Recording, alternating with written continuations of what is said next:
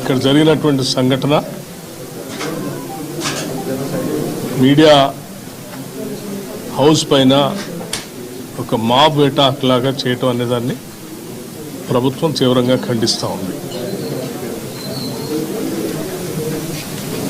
Media houses ద్వారా చెప్పేటువంటి విషయాలు కానీ జరిగేటువంటి చర్చలు కానీ అవన్నీ ప్రజాస్వామ్యయుతంగా జరగాలని ప్రభుత్వం భావిస్తూ ఉంది.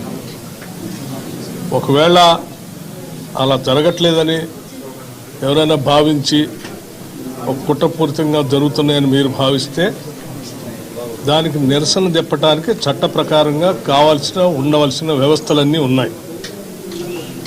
ప్రజాస్వామ్యయుతంగా శాంతియుతంగా కూడా నిరసన తెలియజెప్పచ్చు.